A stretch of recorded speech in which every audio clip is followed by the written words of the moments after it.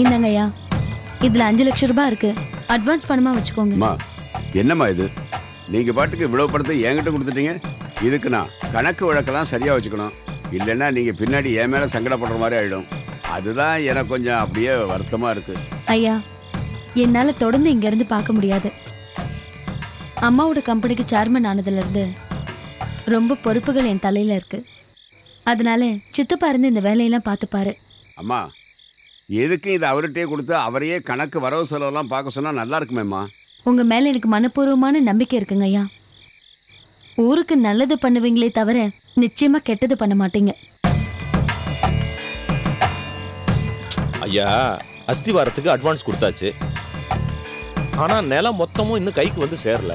யோ விஸ்வநாதன் என்னதான் சொல்றாரு? அவருக்கு கொடுக்க இஷ்டம் இல்லைன்னு சொல்லிட்டாருங்கய்யா. யோ நாகேந்திரா, ஐயா, உன்னை போய் பேசுன்னு சொன்னேன்ல. நாங்க எவ்வளவோ சொல்லி பார்த்தாலும் கேட்க மாட்டேங்கிறாரியா. ஊர்ல இருக்கிறவங்க எல்லாம் கொடுத்தா நான் எதுக்கு கொடுக்கணும்னு கேக்குறாரியா. அதானே, அவர் எது சொல்றதா இருந்தாலும் பஞ்சாயத்துக்கு வந்து சொல்லட்டும். அதானே வீட்டுல இருந்து முடிவு எடுக்கிறது. அப்புறம் பெரியவர் உங்களுக்கு என்ன மரியாதை இருக்கு? இது பாயிண்ட்டுங்க. மாரிமுத்து ஐயா, நீ போய் உடனே விஸ்வநாதனை கையோட கூட்டு வா. சரிங்க ஐயா. அம்மா, ஒரு 5 நிமிஷம் பொறுங்கம்மா. விஸ்வநாதன் வந்த உடனே ஆஸ்பத்திரி கட்டுறதை பத்தி இன்னைக்கே ஒரு நல்ல முடிவு எடுத்துருவோம். நீங்க இவ்வளவு நேரம் பேசுனதுல இதுதாங்க கரெக்டான பாயிண்ட். வரட்டும் வரட்டும் வரட்டும்.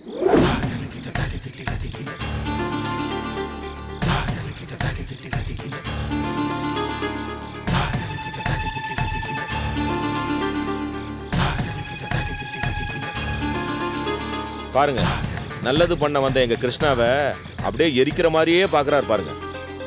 நல்லது பண்ண வந்தா எல்லாரையும் எரிச்சிருவாரோ? அட சும்மா இரு தம்பி, நாங்க தான் பேசிட்டு இருக்கோம்ல. பேசு பேசு. விஸ்வநாதன், நீங்க பண்றது ஒண்ணுமே சரியில்லை. அப்படி நான் என்ன தப்பு பண்ணிட்டேன்? என்ன தப்பு பண்ணிட்டீங்களா? பஞ்சாயத்தை கூட்டி இருக்கோம், நீங்க வர வேண்டாமா? அதான் நீங்க வர சொல்லி ஆரம்பிச்சிங்க, உடனே வந்துட்டேன்ல, அப்புறம் என்ன? விஸ்வநாதன், நீங்க பேசுற விதம் கொஞ்சம் கூட சரியில்லை. ஆஸ்பத்திரி கட்டுறதுக்கு நிலம் கொடுக்க போறீங்களா இல்லையா? இல்லை, எனக்கு இஷ்டம் இல்லை. என்ன இஷ்டம் இல்லை? இந்த ஊருக்கு நல்லது நடக்கிறதுல உங்களுக்கு இஷ்டம் இல்லையா? சொல்லுங்க ஐயா. நான் அப்படி சொல்லலை. எனக்கு நிலம் தர இஷ்டம் இல்லைன்னு சொன்னேன், அவ்வளவுதான். என்னையா சொன்னதே சொல்லிக்கிட்டு இருக்காரு? பாதிக்கப்பட்டது நாங்க. போன வருஷம் என்ன ஆச்சு? என் பேரனை பாம்பு கடிச்சிருச்சுங்க. 20 கிலோமீட்டர் தூக்கிக்கிட்டு ஆஸ்பத்திரிக்கு போனாங்க. பாதியிலேயே உயிர் போயிடுச்சுங்க. இந்த அம்மா சொல்ற மாதிரி அந்த ஆஸ்பத்திரி நம்ம ஊர்ல இருந்திருந்தா என் பேரனை காப்பாத்திருக்கலாம்ல. ஊருக்கு நல்லது நடக்கணுங்கிற எண்ணத்தை விட பழைய பகையெல்லாம் அப்படியே மனசுல வச்சுக்கிட்டு இவர் இப்படி எல்லாம் கேட்டா தரமாட்டாருங்க. யோ சும்மா இருங்கய்யா, ஆளுக்கு பேசிக்கிட்டு. என்னப்பா, என்ன பிரச்சனை? உனக்கு ஒன்றும் தெரியாது, பேசாம இரு. விஸ்வநாதன், உங்க நிலத்தை பத்தி முடிவா என்னதான் சொல்றீங்க? வேற யாருக்காவது எனாமா கொடுக்க கூட நான் தயாரா இருக்கேன். யாரு கொடுக்கணும்னு சொல்லுங்க, கொடுக்குறேன். ஆனா இவளுக்கு மட்டும் கொடுக்க மாட்டேன். என்ன எப்படி பேசுறீங்க? யாருக்கு வேணாலும் எனாமா கொடுக்குறேன்னு சொல்றீங்க, இந்த பொண்ணுக்கு மட்டும் கொடுக்க மாட்டேன்னு சொல்றீங்களே, ஏன்? என்ன விஷயம்? என்ன உங்களுக்கு ஒன்றும் புரியலீங்களா? அவர் அப்படி சொல்றதுக்கு 2 காரணம் இருக்கு. ஒன்று, 2 குடும்பத்தோட பகை. 2வது, இந்த ஊருக்கு எந்த நல்லதும் நடந்துடக்கூடாதுங்கிற எண்ணம். சத்தியமா இல்ல. யாருக்கு என்ன கஷ்டம்னாலும் முதல்ல வந்து உதவி பண்றது எங்க அப்பா.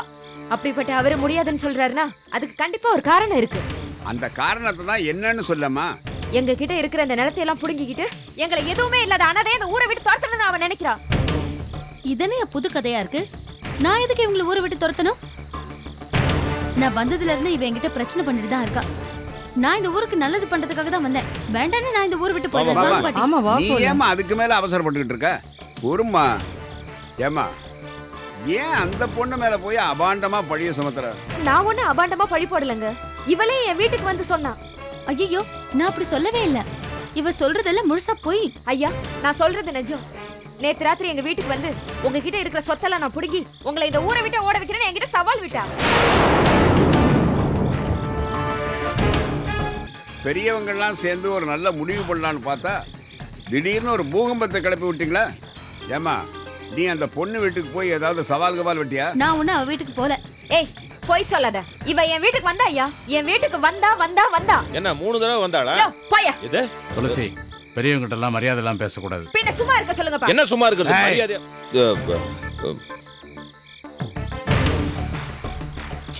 என்னங்க இது? ஏன் கை காசு போட்டு உங்களுக்கு எல்லாம் ஹாஸ்பிட்டல் கட்டலான்னு வந்தா என் மேல பழி போடுறத நீங்களா வேடிக்கை பார்த்துட்டு இருக்கீங்களா? வேண்டானா விட்டுடுங்க, என் காசை கொடுத்துருங்க, நான் ஊருக்கு போயிடுறேன். ஆமா, அந்த பணத்துக்கு சென்னையில் சின்னதாக ஒரு கிளினிக் கட்டினாலும் அமோகமாக வசூலாகும்.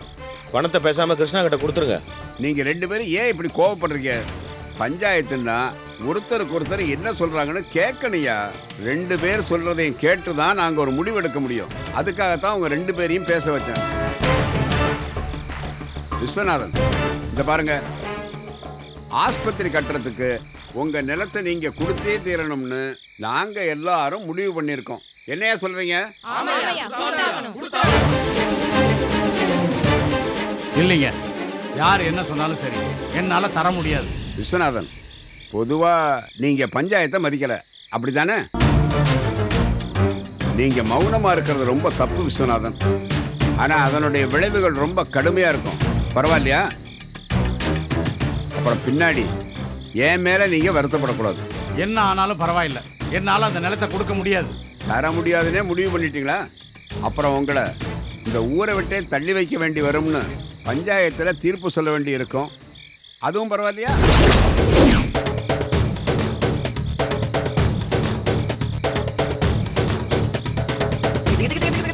இந்த பாருங்க, இந்த நிமிஷத்துல இருந்து உங்களை இந்த ஊரை விட்டு தள்ளி வைக்கிறேன்.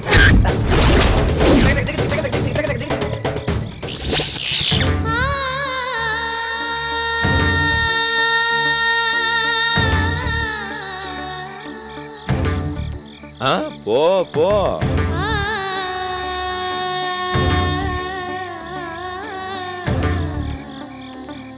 வா துளசி.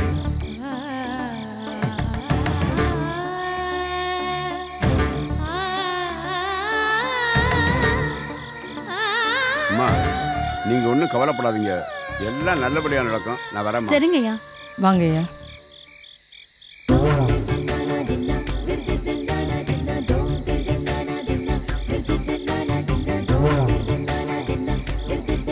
நான் சொன்ன மாதிரியே செஞ்சுட்டேன் பாத்தீங்களா?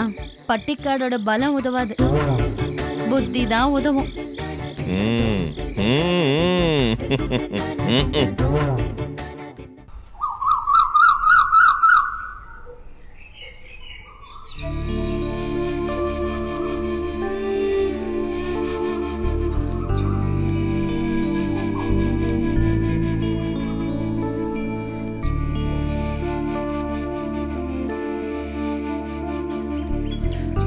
என்னப்பா ஏதோ சொல்லணும்னு சொன்னீங்க? என்னென்னலாமோ கனவு கண்டுகிட்டு இருந்தேன்மா நான். என்ன பண்றதுப்பா, நம்ம விதி. அதனாலதான் இப்படி எல்லாம் நடக்குது. நம்ம ஊரை விட்டு போறோம். எல்லாத்துக்கும் அந்த கிருஷ்ணாதாம்மா காரணம். அதை நினைச்சதப்ப கொஞ்சம் வேதனையா இருக்கு. இத்தனை நாளா ஊருக்காகவே வாழ்ந்துகிட்டு இருந்தேம்மா. ஆனா இன்னைக்கு நம்ம ஊருக்குள்ள வந்து நம்மள நம்ம ஊர்ல வாழ விடாம இப்படி துரத்திட்டாலே, அதை நினைக்கும் போதுதான் என் மனசு ஆற மாட்டேங்குதுமா. இந்த விஷயத்தை பெருசுபடுத்த தேவையில்லை. எனக்கு அதாம தோணுது. அவ அம்மா புத்தி அவளுக்கு அப்படியே இருக்கு. சரிங்கப்பா, நம்ம அத்தை வீட்டுல எத்தனை நாள் தான் தங்க முடியும்? என்னம்மா பண்றது? நாம இந்த ஊர்ல இனிமே இருக்க முடியாதுன்னு ஆயிடுச்சே. அத்தை எவ்வளவுதான் நல்லவங்களா இருந்தாலும் எவ்வளவு நாள் தான் பாத்துப்பாங்கப்பா. மத்தவங்க என்ன நினைப்பாங்க? மாப்பிள்ளை இருக்கும்போது நமக்கு என்னம்மா கவலை? தங்கமானவர். நமக்கு ஒண்ணுன்னா தனக்குன்னு துடிச்சு போயிடுவாரு. என்ன இருந்தாலும் நாளைக்கு அந்த வீட்டில் நீ மருமகளா வாழப்போறவ தானே. இப்ப கொஞ்சம் முன்னாடியே அங்க போக போற, அவ்வளவுதானம்மா. நீ அந்த வீட்டுக்கு மருமகளாயிட்டா அப்புறம் யாருமா உன்னை கேட்கறது? நீ ஏன் தயங்குற? அப்புறம் அது உன் வீடு, நான் தான் அசல்மா. நம்ம ஊருக்கு போயிட்டு திரும்ப வர வேண்டாமாப்பா? எதுக்குமா வரணும்? எதுக்கு வரணுங்கிற? என்ன நினைச்சுக்கிட்டு விளையாடிட்டு இருக்காவ? இல்ல, நான் திரும்பவும் இந்த ஊருக்கு வரக்கூடாதுன்னு நினைச்சுதான் அப்படி பேசியிருக்காம அவ. இந்த ஊர் மனுஷங்களுக்காக நான் எவ்வளவு உதவி பண்ணிருப்பேன். சரிப்பா, பழசெல்லாம் மறந்துருங்க.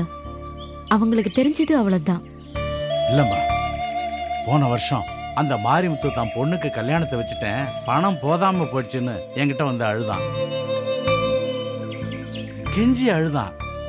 உங்க அம்மாவோட நகையெல்லாம் எடுத்து கொடுத்து வித்துக்கான்னு சொன்னேன். அதையெல்லாம் கொஞ்சம் கூட நினைச்சு பார்க்காம மனசாட்சி இல்லாம என்ன எப்படி எல்லாம் பேசிட்டான் பாத்தியா? நன்றி கெட்ட ஆளுமா. இனிமே அவன் முகத்திலேயே நாம முழிக்க கூடாது. இங்க நடந்த விஷயத்த மாப்பிள்ளை கிட்ட சொன்னா அவர் ஆளை வச்சு எப்படியோ பார்த்துக்கிட்டோம். நீங்க சொல்றதெல்லாம் சரிதான்ப்பா. இதெல்லாம் சரிப்பட்டு வரும்னு எனக்கு கொஞ்சம் கூட தோணலப்பா. ஆனா என்ன செய்யறது? இப்ப நீங்க என்கிட்ட சொன்ன மாதிரியே இந்த ஊரை விட்டு விலகி ஒரேடியா நாம கிளம்பி போயிட வேண்டியதுதான். அது தவிர நமக்கு வேற வழி இல்லப்பா. வாங்க போலாம்.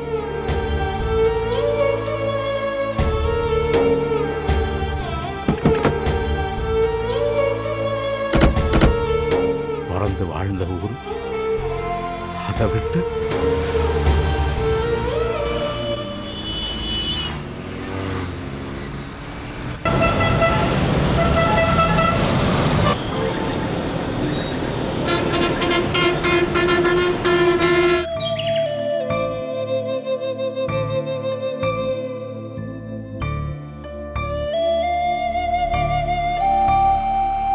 சம்பந்தி.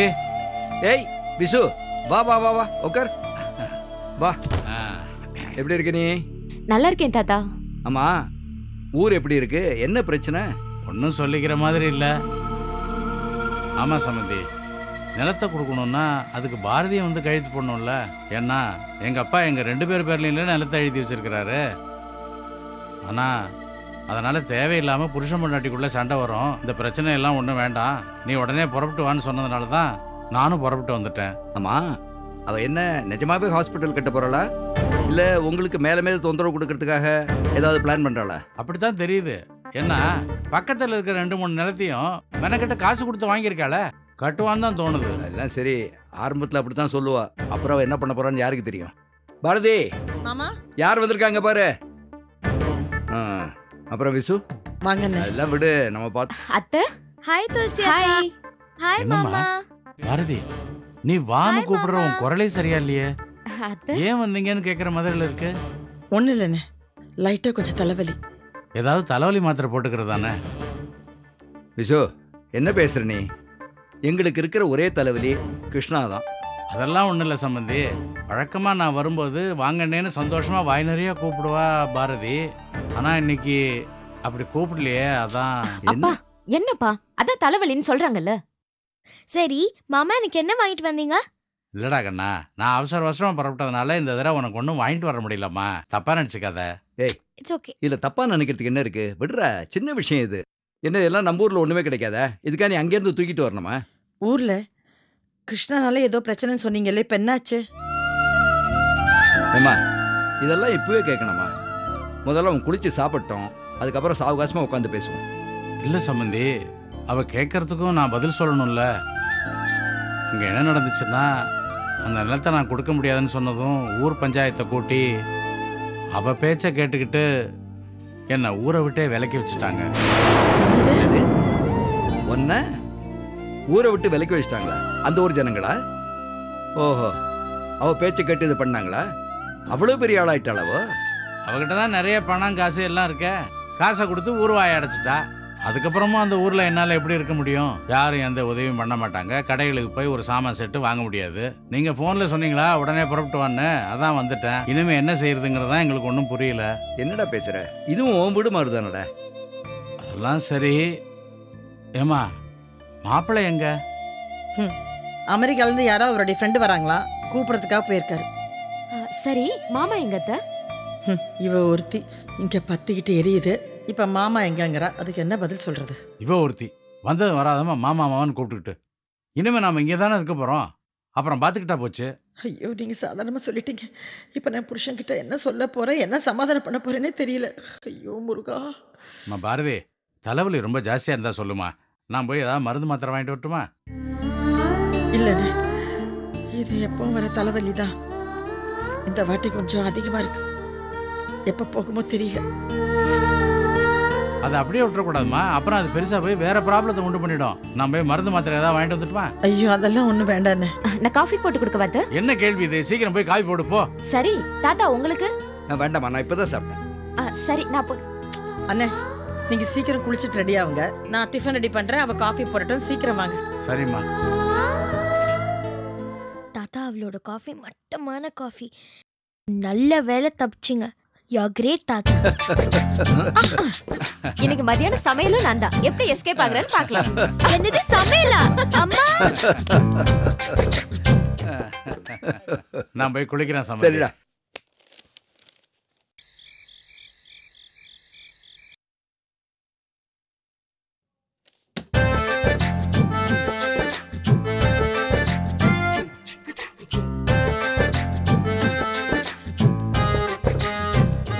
மாமா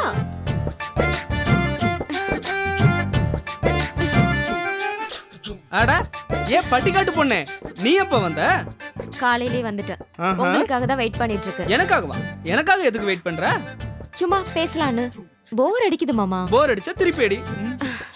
அறுக்காத மாமா. ரொம்ப பழைய டைலாக்கா இருக்கோ. உனக்கே போர் அடிக்க போகுது. அம்மா இருக்காங்க, தாத்தா இருக்காங்க, தங்கச்சி இருக்காங்க, இவங்க எல்லாம் இருக்காங்கல்ல. அம்மா கிட்ட சமையல் கதைய பேசு, தாத்தா கிட்ட உங்க ஊர் பழைய கதையெல்லாம் பேசு. பத்தாதுக்கு இருக்கே நம்ம வாண்டு சுட்டி வாண்டு, அதுகிட்ட ஜாலியா விளையாடிட்டு இருக்க வேண்டியதானே. இந்த வீட்ல பேசணும்னா உங்ககிட்ட தான் பேசணும். ஏய், என்ன ஒரே முணுமுணுக்கிற? அது என்னதான் இருந்தாலும் உங்ககிட்ட பேசுற மாதிரி வராதுல்ல. ஏதாவது பேசு மாமா. உன்கிட்ட என்னத்த போய் பேசுறது? சரி, நம்ம ஷேக்ஸ்பியர் இருக்கார்ல. ஷேக் யார் அவரு? என்னது, ஷேக்ஸ்பியரா தெரியாதா உனக்கு? அப்போ உங்ககிட்ட போய் நான் என்னத்த பேசுறது? சொல்லு மாமா, தெரிஞ்சுக்கிறேன். சரி, உன் பாணியில சொல்லணும்னா அவர் ஆக்சுவலி பேசிக்கலி ஒரு பெரிய ஆத்தர். எது ஆத்திரவரா? ஆமா, நீ டீ ஆத்துறது காப்பி ஆத்துறதுலே இரு. சரி, உங்க ஊர் பாஷையில சொல்லணும்னா அவர் பெரிய கவிஞர்னு வச்சுக்கேன். கவிஞரா? ஐயோ, அப்படி பார்த்தா கவிஞர்ல எனக்கு நிறைய பேரை தெரியுமே. வைரமுத்து தெரியும், வாலி தெரியும், பாவிஜி தெரியும், கண்ணதாசன் தெரியும். உங்களுக்கு தெரியுமா? முடியல முடியல. டென்ஷன் ஆகாதீங்க மாமா. நீங்க அவரை பத்தி சொல்லுங்க, நான் தெரிஞ்சுக்கிறேன். நான் அவரை பத்தி சொல்லி நீ அவரை பத்தி ஃபுல்லா புரிஞ்சுக்கிட்டு அதுக்கப்புறம் நம்ம பேசினா விளங்கிரும். இந்த டாபிக் இதோட வர்றியா? வேற ஏதாவது பேசு. சரி சரி, சாப்பிட்டீங்களா? இப்பதானே வந்தேன், அதுக்குள்ள சாப்பிட்டியான்னு கேட்டா என்ன அர்த்தம்? அப்ப சாப்பிடலையா? முதல்ல சாப்பிடலாம் வாங்க. இல்ல, அம்மா போட்டதான் சாப்பிடுவேன். அம்மா எங்க? அம்மா அம்மா வேலையா இருப்பாங்க. ஏன் நான் போட்டெல்லாம் சாப்பிட மாட்டீங்களோ? அம்மா போட்டதான் சாப்பிடுவேன். அம்மா செல்லம் செல்லம் கொடுத்து உன ரொம்ப கெடுத்து வச்சிருக்காங்க அத்தை. கல்யாணத்துக்கு அப்புறம் என்ன பண்ணுவீங்க? அதெல்லாம் நடக்கும்போது பேசலாம். சரி, நீ எதுக்கு இப்ப அத பத்தி பேசுற? நான் பேசாம வேற யாரு பேசுவாங்களா? இங்க பாரு மாமா, 9 மணிக்கு கல்யாணத்துக்கு அப்புறம் வேலைக்கு போயிடணும். 6 மணிக்கெல்லாம் திரும்பி வந்துடணும். அதுக்கப்புறம் பைக்ல ஸ்பீடா சுத்தக்கூடாது. பொண்ணை பின்னாடி வச்சுட்டு எங்கேயும் ஊரெல்லாம் சுத்திட்டு இருக்க கூடாது. புரியுதா? இத பாரு,